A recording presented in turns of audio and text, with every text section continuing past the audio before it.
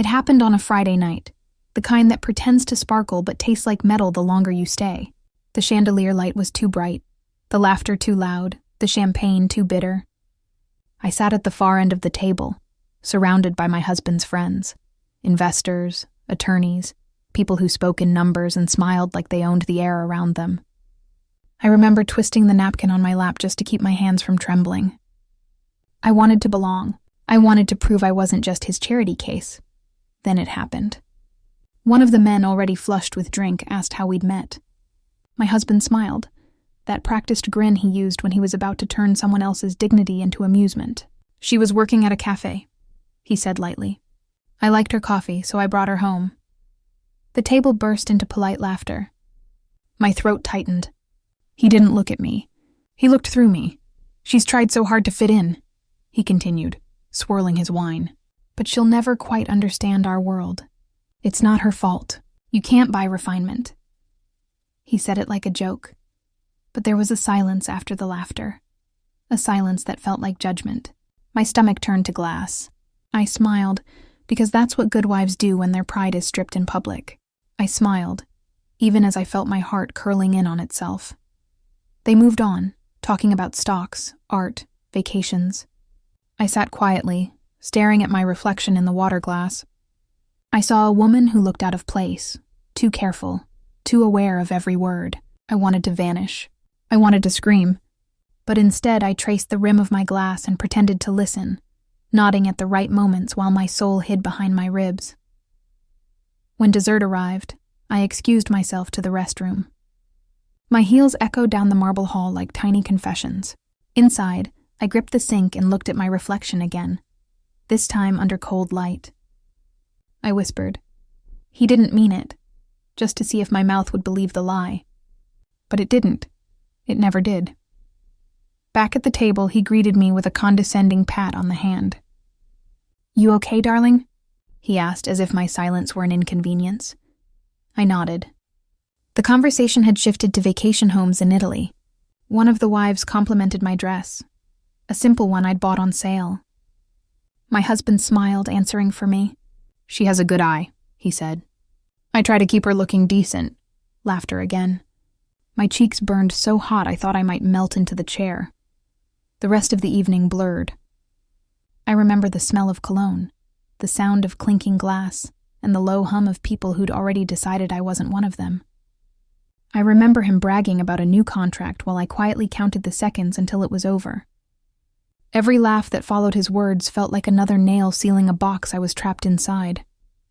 When the driver pulled up, I climbed into the car before anyone could say goodbye. I pressed my face to the window and watched their reflections fade behind us. He didn't notice. He was too busy checking his phone, basking in his own brilliance. I wanted to ask him why he said those things, but the answer was already written in his smirk. He enjoyed reminding me that I was lucky to be there, that without him, I was nothing. As the city lights flickered past, I replayed his words again and again. She'll never understand our world. Maybe he was right. Maybe I didn't. But that night, something inside me shifted. Beneath the hurt, a quiet flame started to form, one that didn't burn for him, but for me. When we got home, he went straight to his office. I stood in the doorway, watching the man who thought he was untouchable. He didn't even glance at me. I walked upstairs, removed my jewelry, and sat on the edge of the bed. My face in the mirror looked composed, but my heart was whispering something new. I realized then that belonging to his world was never my goal. What I wanted was respect, and if he wouldn't give it, I'd find another way to earn it. I didn't know how or when, but I promised myself that one day he'd see me again, and this time he wouldn't dare laugh. When I first met him, I thought his confidence was gravity. Everything about him pulled people in. The way he walked into a room like it belonged to him, the certainty in his voice, the ease with which he turned strangers into admirers. I was 24 then, serving cappuccinos and saving for community college classes. He was a regular, crisp suits, gold watch, a smile that felt like validation. He'd ask about my day, compliment my handwriting on the receipt, leave tips that seemed excessive. To me, he was success made flesh. I didn't see the shadows behind the shine.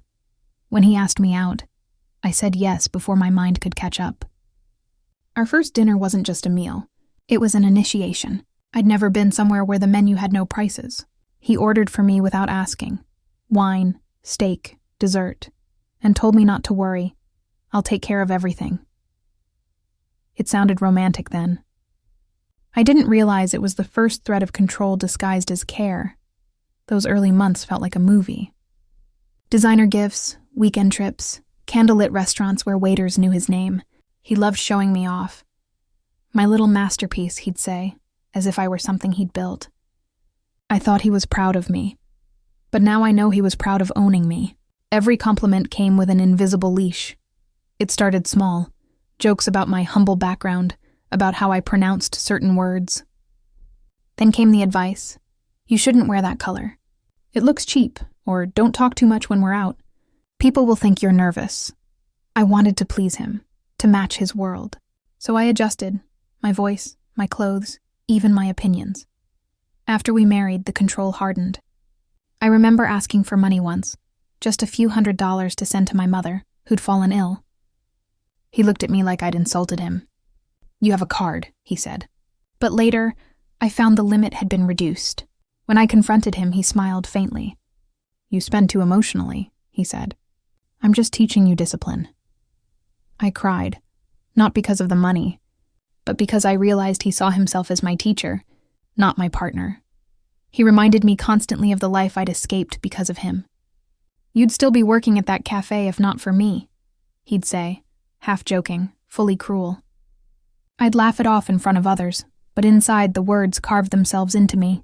I began to feel like a project, not a person. Something he could shape, correct, and display. Every gesture of generosity had strings attached. The car came with reminders of how much it cost.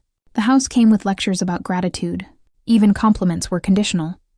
If I wore a dress he bought, he'd beam. If I chose something myself, he'd say, it doesn't suit our image. Our image. I lived in a world built on his terms, furnished by his approval. Yet, I clung to the fantasy that maybe one day I'd earn equality in his eyes. I told myself love just looked different for people like him, but love doesn't humiliate.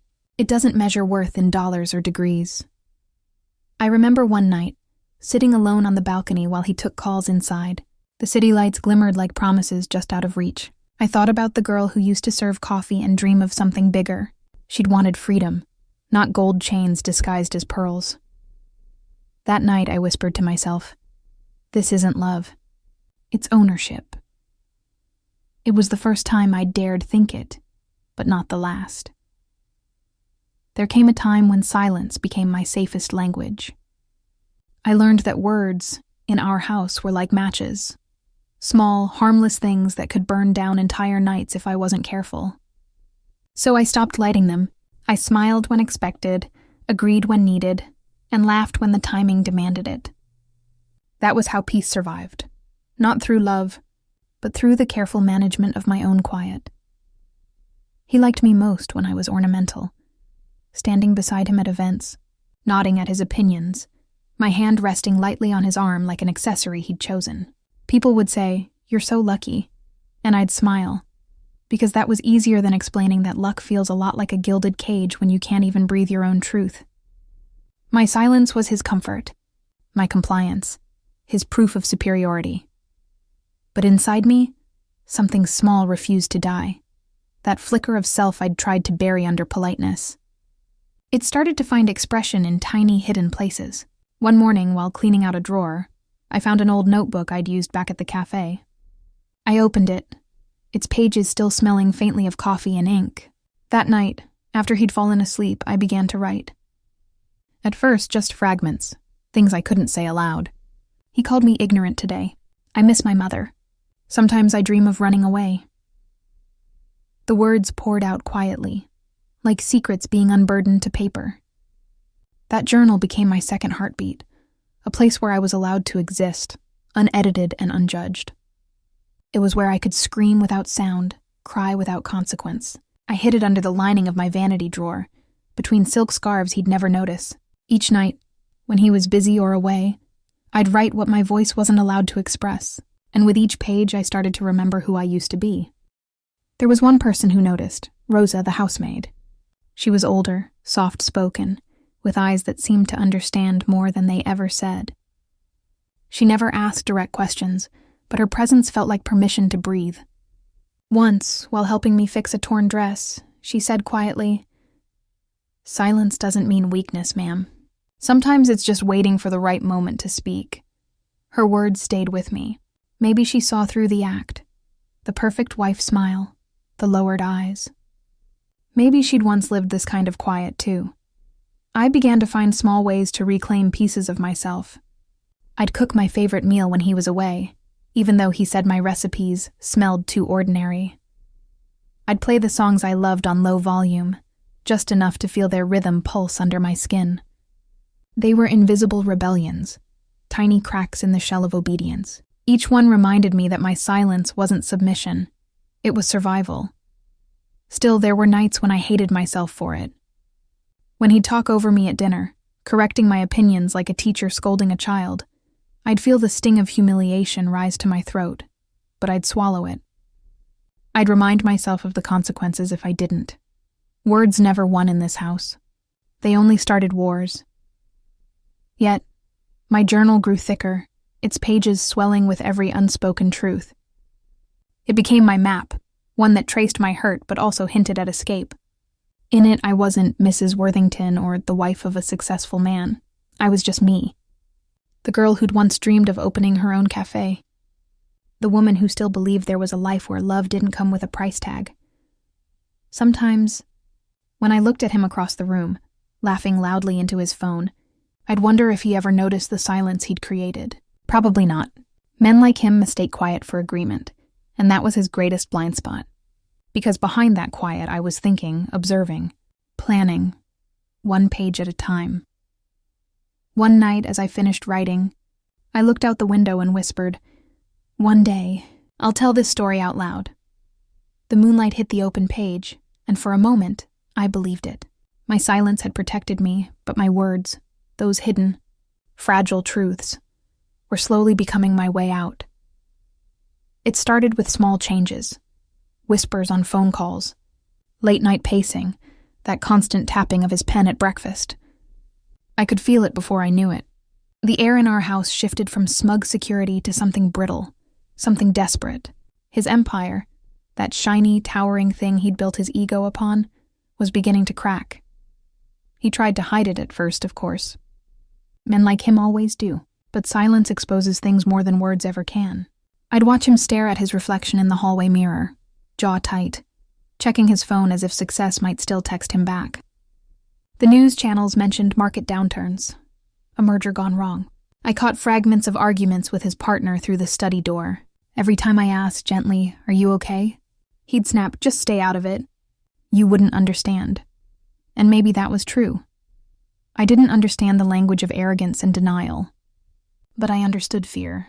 I recognized the smell of decay beneath polished surfaces. As the cracks widened, his temper sharpened. He'd come home earlier, slam doors, pour whiskey, and complain about idiots ruining his reputation. His pride, that marble statue he'd sculpted for the world to admire, began to crumble. And because he couldn't control the chaos outside, he turned to controlling the only constant he still had: me. If dinner wasn't perfect, it was my fault. If a bill arrived late, he blamed my incompetence. Once, when a friend canceled on a dinner party, he accused me of being boring. Said people probably avoided us because I had nothing interesting to say. I smiled faintly, my body still, but inside something started to shift. It wasn't sadness this time. It was awareness. The night that changed everything began like any other. Music low, plates set, his favorite bourbon waiting. He arrived home later than usual, face flushed from anger or alcohol, maybe both.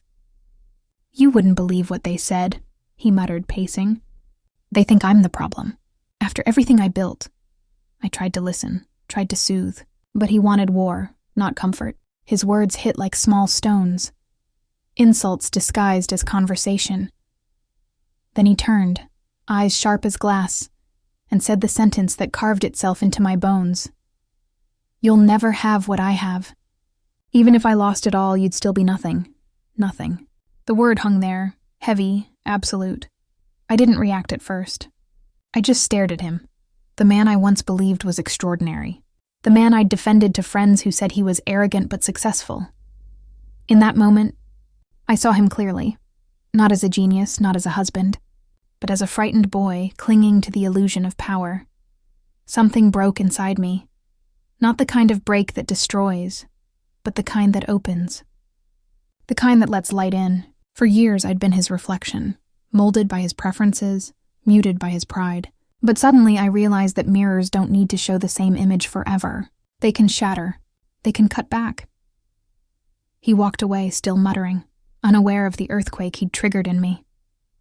I sat there for a long time, staring at the empty chair he'd left behind. Then I reached for my journal. My hands were shaking as I wrote the sentence over and over. "You'd still be nothing." Each repetition burned less than the one before. By the 5th line, the words started to lose their poison. They became fuel instead. I remembered every moment he'd dismissed me. The times he laughed at my ideas. The way he'd interrupt me mid-sentence at dinners. The way he'd talk about my world, like it was some kingdom I was lucky to serve in. But what he didn't realize was that kingdoms fall. And when they do, the ones who were quiet learn how to rebuild. That night, I stopped writing about pain. I started writing about plans. I listed the skills I still had, the contacts I'd once made, the dreams I'd buried under his success. I thought of Rosa's words. Silence doesn't mean weakness. Maybe my quiet all these years had been preparing me for this moment. The next morning, when he stormed out for yet another meeting that would fix everything, I looked around the house and saw it differently. The marble floors, the chandeliers, the imported art, all the symbols of his superiority, suddenly looked fragile. Expensive, yes, but breakable, and so was his control. Later that week, one of his old friends called. He wasn't home, so I answered. The man hesitated, then said, "I'm sorry about what's happening. He's not taking it well." His voice was low, almost pitying. "You might want to look out for yourself." I thanked him politely, hung up, and stood there, heart pounding. For years I'd been surviving in the shadow of his empire. Now that empire was falling. And for the first time, I wasn't afraid. When he came home that night, slamming the door again, I didn't flinch. I didn't apologize for the quiet dinner or the half-empty bottle of wine. I simply watched him unravel and thought, even marble cracks when the foundation's weak. That was the night I stopped being afraid of breaking, because I finally understood. Sometimes, the only way out of a cage made of gold is to let it collapse. The night I left wasn't dramatic. There were no shattered plates, no screaming matches echoing down the marble halls. It was quieter than that. Too quiet, like the pause before a storm. He'd gone to bed angry again, muttering something about ungrateful people and losers who can't keep up. I stood in the doorway of our room, watching his back rise and fall beneath the soft light, realizing that I'd spent years waiting for him to notice me. And that I could die waiting. I didn't plan it. Not really. It was more like the moment finally arrived and my body just moved. I opened the closet, reached for the smallest suitcase, and started packing. Not clothes for show, not the designer dresses he'd chosen for me, but the pieces that felt like mine. A worn sweater from my cafe days, a pair of jeans that still smelled faintly of roasted beans and cinnamon, the journal, of course, my only true companion through the years of silence. Every sound seemed amplified, the zip of the bag, the creak of the floorboard, even my own breath. I kept expecting him to wake up, to demand an explanation, to pull me back with another cruel remark disguised as love. But he didn't stir. He slept soundly, confident in his control, certain that I'd always be there in the morning. That certainty was my freedom. Before leaving, I walked through the house one last time. The chandelier in the foyer gleamed faintly, its light hitting the marble just right. The same marble that had seen my humiliation, my tears, my forced smiles. I touched the wall, tracing the cold surface, whispering goodbye to the version of me who'd learned to shrink to fit someone else's pride. At the door, I hesitated. My heart pounded with something I hadn't felt in years. Not fear, but power. Leaving quietly didn't mean defeat. It meant reclaiming control on my own terms. No scenes, no revenge speech, no need to prove anything. Just the quiet dignity of choosing myself. Outside, the night air wrapped around me like a promise. The city was sleeping, unaware that somewhere within its glittering skyline, a woman was taking her first breath of freedom. I stood on the curb, clutching my suitcase, unsure where to go. But uncertainty felt better than submission. I hailed a cab, and when the driver asked, "Where to?" I said softly, "Anywhere but here." As we drove away, the house grew smaller in the rearview mirror until it was nothing more than a shadow. I didn't cry. I'd done enough of that in silence. Instead, I opened my journal and wrote. I left. Finally. I didn't need to scream to be heard. The city lights flickered across my face, and for the first time in years, I saw myself reflected in the window. Not his wife, not his ornament, but a woman who had survived her own quiet war. I didn't know what the future held, but I knew what it wouldn't contain. Apologies for existing, explanations for wanting more, or begging to be enough. By the time the taxi stopped outside a small, cheap motel on the edge of town, dawn was beginning to break. The sky blushed with early light, fragile but real, like hope. I paid the driver, thanked him, and stood there for a moment, feeling the cool morning air kiss my face. I thought of his words, "You'd still be nothing," and smiled faintly. Maybe he was right in his world, but I was done living in it. I wasn't nothing. I was becoming. The motel room was small, sterile, and smelled faintly of bleach, but it was mine. No one's laughter, no clinking glasses, no polished arrogance filled the air. For the first time in years, I could breathe without pretending. I unpacked the suitcase I had carried like armor and set the journal on the tiny nightstand. Its pages were crammed with every insult, every whispered shame, every unspoken truth. For months, I had written to survive. Now I wrote to remember who I wanted to become. The days that followed were grueling. I worked long hours at a cafe near the corner of a busy street, the kind of place I used to dream of owning, unaware that I would one day make it real. I washed dishes, cleaned tables, and served strangers who never knew the weight I carried. People judged me in subtle ways. The way they glanced at my worn clothes, the way they hesitated when I ordered supplies, as if I were too fragile to manage. I felt it. But instead of crumbling, I let their doubt fuel me. Every look of skepticism became a challenge I silently accepted. I began to see opportunities in the smallness of my life. The cafe's slow afternoons gave me time to experiment with ideas I had shelved for years: handmade journals, ethically sourced accessories, small wellness products. Each creation was an act of defiance, a claim of ownership over something that was entirely mine. I worked at a tiny folding table in the corner of my room, my hands rough from labor but my heart alive with possibility. The first weeks were painfully slow. Orders were few. Customers often returned items with polite complaints. Sometimes I cried quietly at the kitchen sink, my fingers raw from sewing, my spirit raw from remembering what I'd left behind. But with each small success, a positive review, a repeat customer, a social media message praising my work, I felt a flicker of pride, a spark of strength I hadn't allowed myself to feel in years. I kept my husband's lessons close, though twisted into fuel rather than chains. I remembered his critiques, his insistence that I was incapable, and I let them sharpen me rather than dull me. He had taught me how to notice detail, how to anticipate other people's expectations, how to execute with precision. Those skills, once wielded to impress him, now belonged to me. Every email sent professionally, every product photographed beautifully, every carefully crafted description felt like reclaiming a part of myself that he had tried to suppress. Rosa visited once in the early weeks. She had aged slightly, her hair flecked with gray, but her eyes still held warmth. "I knew you'd find your way," she said simply, examining a sample notebook I had made. I smiled. "It's not easy," I admitted. She shook her head. "Nothing worth having ever is." It was the kind of quiet encouragement that left a mark. In a world where he had taught me silence as survival, she showed me that small support could be life-changing. Slowly, my work started to take shape. The online shop I had opened grew steadily. I began experimenting with packaging, marketing, and social media outreach. Every detail was infused with the lessons I had absorbed during my marriage. The understanding of presentation, timing, and anticipation. But this time, they were used for myself, not to serve someone else's ego. Each sale was a confirmation. I was capable. I was valuable. I was seen. Emotionally, I evolved too.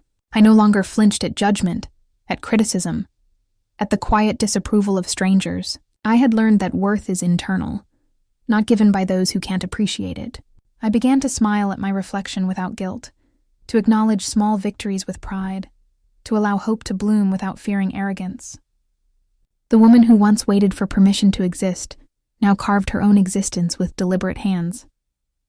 At night, I'd sit on the small balcony of my motel room, overlooking the city lights, and write in my journal. But these entries were different now. Instead of recounting humiliation or sorrow, I mapped ideas, sketched plans, and noted dreams. I was building not just products, but a life. Each sentence was a brick in the foundation of something lasting.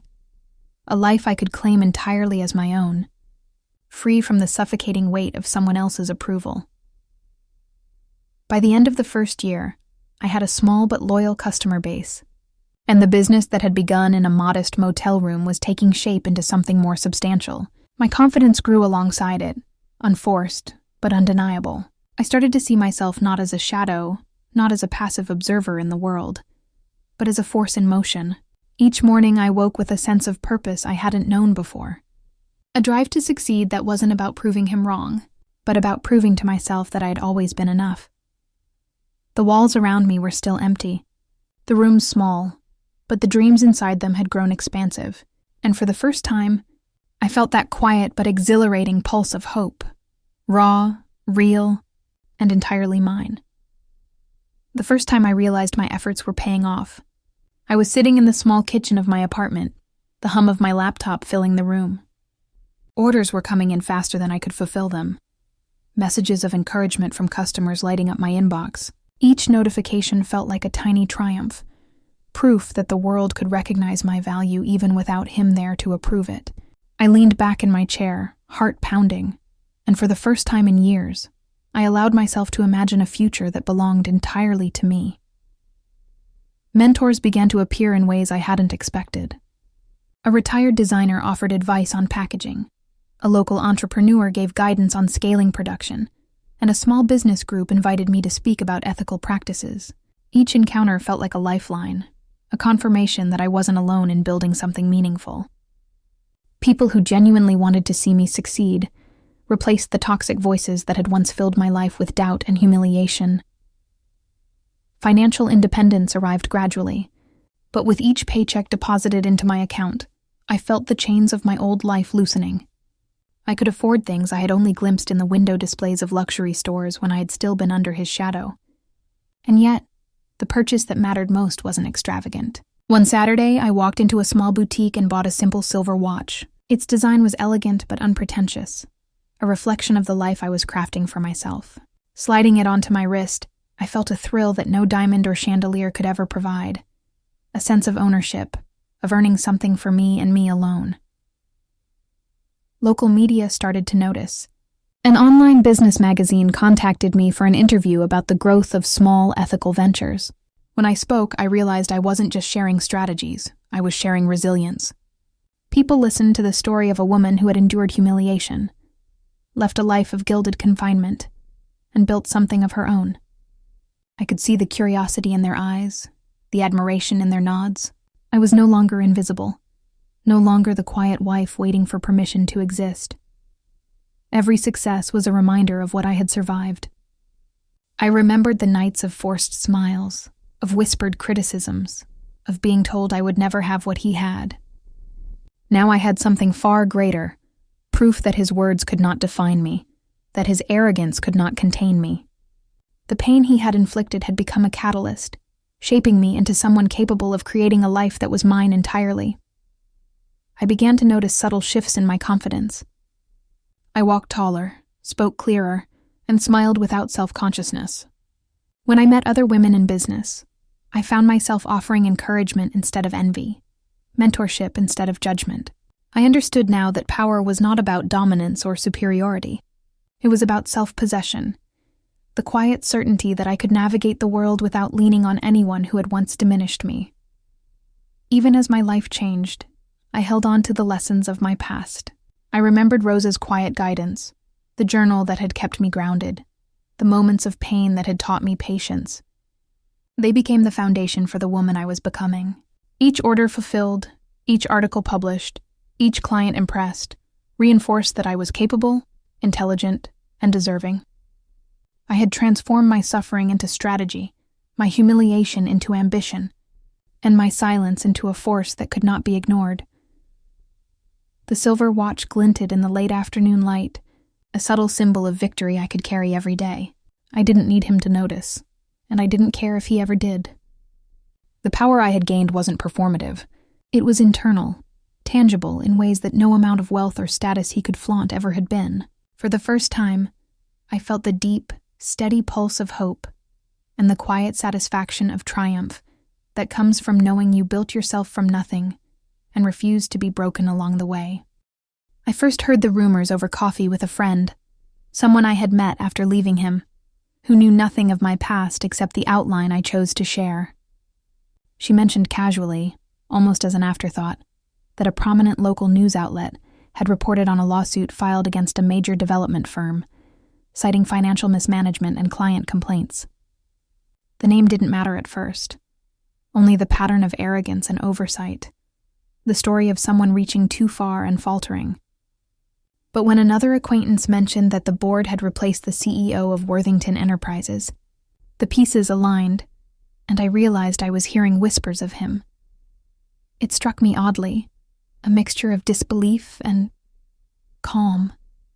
I had expected anger, a rush of vindictive pleasure, the kind of glee that feeds gossip columns and social media threads. But there was none of that. I had already taken my victory in silence, in rebuilding my life, in the steady accumulation of my own power. I felt pity instead. For a man so blind to the world and to himself that he had built an empire on the shaky ground of ego rather than substance. There was a fleeting surge of anger, too, not at his misfortune, but at the memory of how he had treated me. The years of belittlement, the whispered humiliations, the casual assertion that I would never measure up. They burned again, briefly, like embers disturbed by wind. I let them flare, acknowledged them, and then folded them away. My journal had taught me that true strength wasn't in retaliation. It was in presence, in grace, in rising above the impulse to gloat. I caught myself imagining the boardroom, the media scrutiny, the clients shaking their heads at numbers and contracts gone awry. I thought of his polished smile and the sharp suits that once intimidated me. Now, the suit looked like a costume, a mask hiding the cracks of inadequacy beneath. I didn't need to see him stumble physically. His collapse was already visible in whispers, in headlines, in the tension that rippled through circles we once shared. Oddly, I felt relief. His shadow no longer darkened my life. The man who had measured my worth against his wealth and status was reduced, at least in part, to the same fragility that had defined his empire from the start. And yet the relief was tempered by empathy. I remembered the young man I had fallen for, the confidence that had drawn me in like gravity. Somewhere under all the bravado and cruelty, perhaps he was still that person, or at least he had been once. My pity was not for the empire he lost, but for the humanity he had ignored, the opportunity for kindness he had refused. Over the next few weeks, I heard more fragments. Clients withdrawing contracts, investors questioning leadership, lawsuits stacking like bricks against a crumbling wall. Social circles whispered in muted tones, careful not to seem like they were rejoicing. I smiled faintly at the irony. The world that had once celebrated him now questioned him. The very attention he had once wielded as a weapon was turning against him. I realized with a quiet thrill that I had already won. My life had been rebuilt on solid ground, my reputation earned through diligence, integrity, and resilience. I hadn't needed public spectacle or humiliation to prove my worth. He had proven it himself, simply by losing the grip he thought was unbreakable. The contrast between my quiet ascent and his unraveling was almost poetic.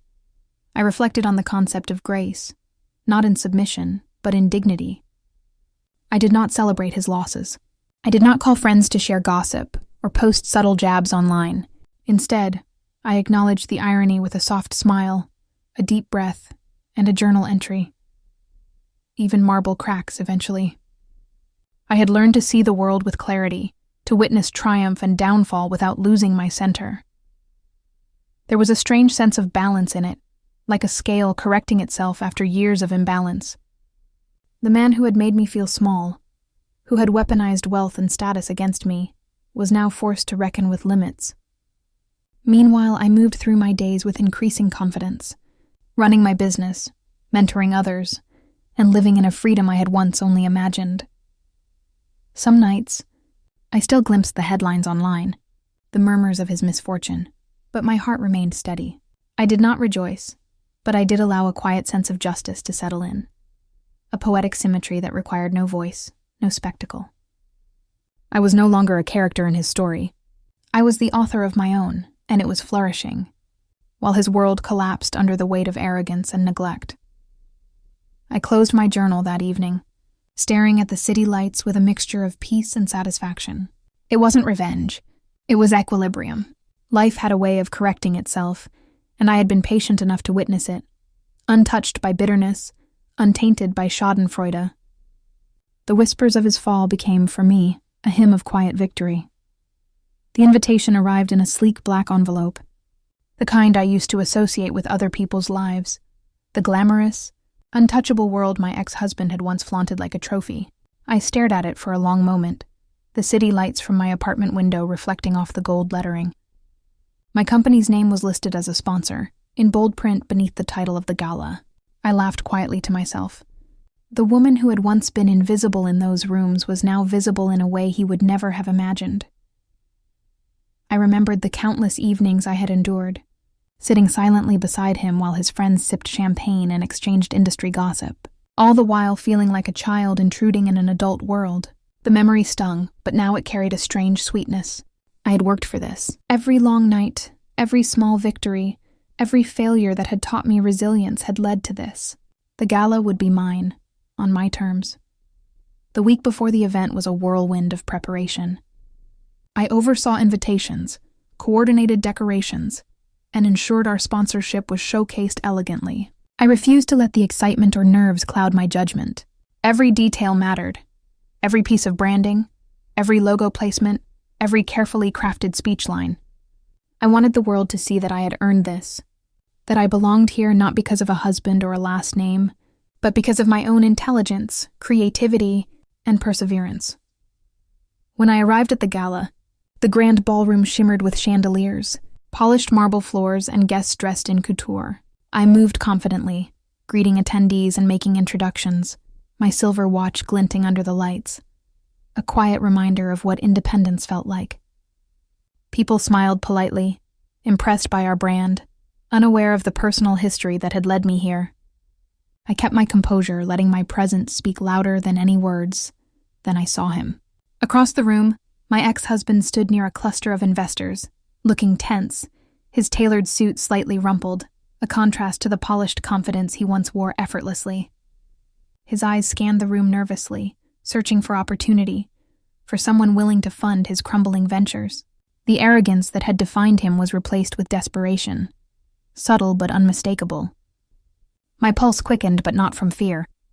It was a different kind of thrill, the satisfaction of seeing the man, who had once belittled me, reduced to seeking help in the very circle he had tried to dominate, greeted several colleagues near the sponsor table, discussing future projects and partnerships, letting him move past me without noticing. The contrast was almost poetic.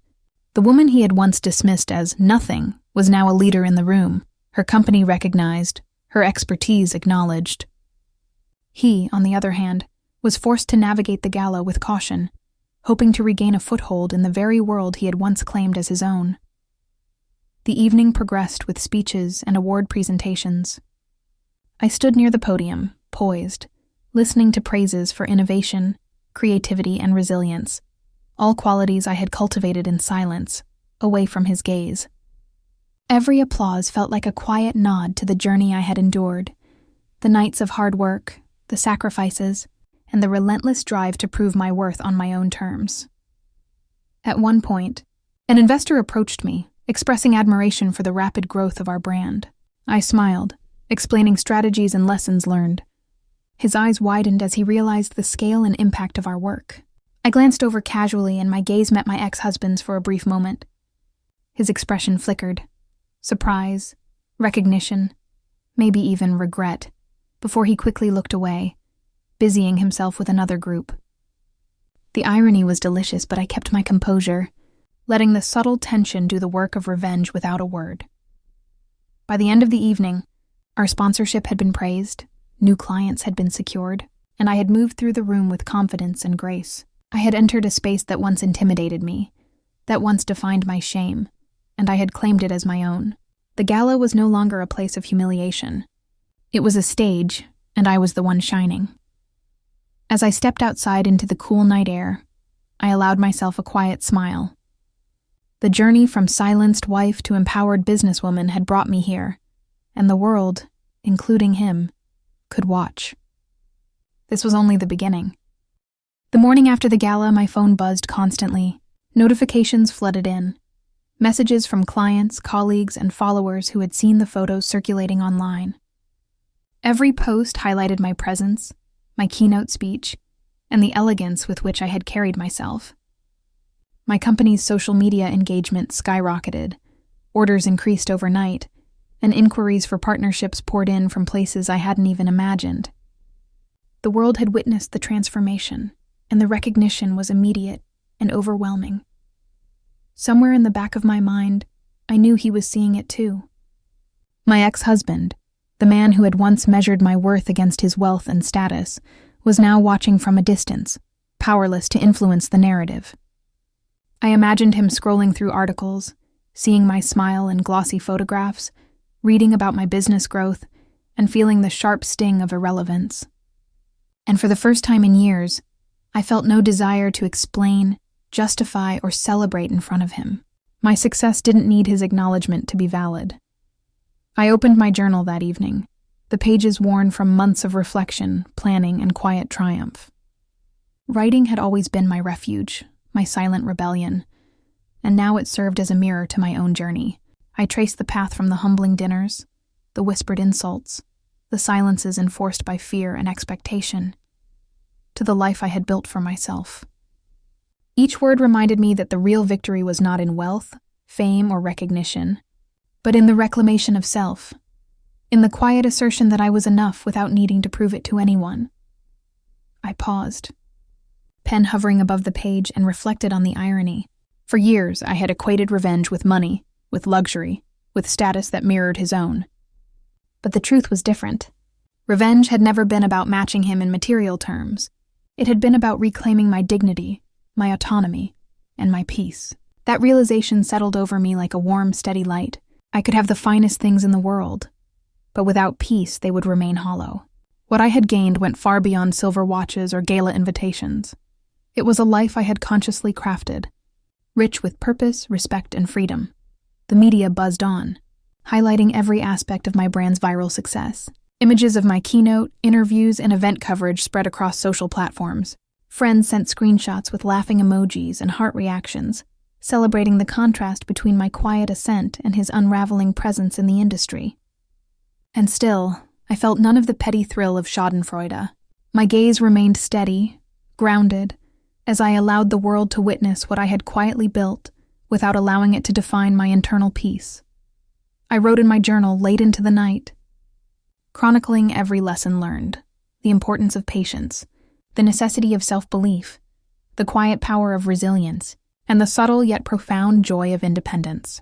Each sentence carried weight, a testament to the years of struggle transformed into strength. I thought of him briefly, as a chapter in my life that had taught me far more than he ever realized. And then I let the thought drift away, like smoke leaving an open window. Finally, I closed the journal, letting my hand rest on the cover as if sealing the story within. I whispered the words aloud, savoring them. Now I live a life beyond his luxury level. It wasn't a declaration of material superiority, but a recognition that I had exceeded the boundaries he had imposed.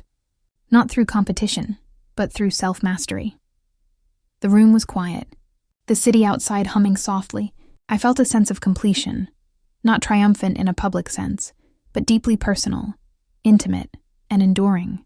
My journey had begun with humiliation and limitation, but it ended with freedom, dignity, and an unshakable sense of self. In that stillness, I realized the true currency of revenge had never been money, nor status, nor applause. It had been peace.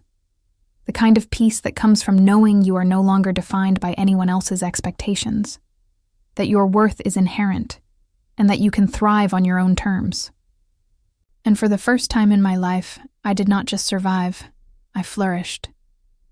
I returned to the old house one quiet afternoon, not to confront, not to reminisce with bitterness, but to simply let it exist behind me. The driveway was familiar, yet strangely empty of the weight it once carried.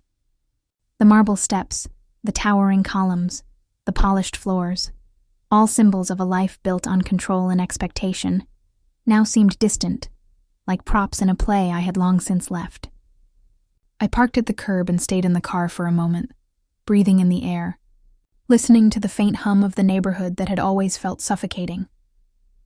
Walking up the steps, I noticed the subtle cracks in the marble, the paint faded in corners, and the slight sag of the ornate door.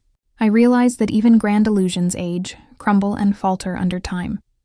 And unlike that house, I had been built to last, not through extravagance or status, but through resilience, integrity, and careful attention to my own growth. Every step across the familiar threshold carried a weightless freedom I had never felt inside these walls before. I wandered through the empty rooms, memories surfacing like quiet ghosts.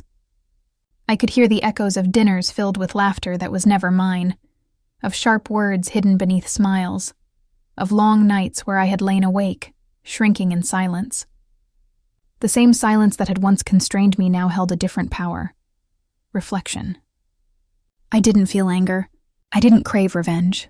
I only felt gratitude for the lessons, the survival, and the path that had led me to a life of dignity and independence. In the study, I ran my fingers along the desk where he once claimed authority, the chair where he had plotted deals that always seemed to overshadow my presence. I could imagine his arrogance lingering, but it no longer had dominion over me. I closed my eyes and breathed, feeling the calm that comes from knowing the cage is behind you, that the invisible chains of expectation have been discarded, and that self-worth cannot be dictated by anyone else. I thought of the silver watch on my wrist, the company I had built, the life I had painstakingly crafted. I remembered the Gala, the interviews, the orders, the messages, tangible proofs of my independence. But what truly mattered was invisible, the quiet confidence that comes from knowing you define your own boundaries, your own success, your own happiness. Wealth had been a tool, not a measure. Status had been a mirror, reflecting what I chose to see. Freedom was the true luxury, and I had claimed it completely. I moved through the rooms without need for possession or nostalgia, simply observing. The dining room, where I had once forced smiles, now felt hollow and irrelevant. The bedrooms, where my presence had been minimized, were empty stages no longer dictating my worth. I paused in front of the grand mirror in the hallway, catching my reflection.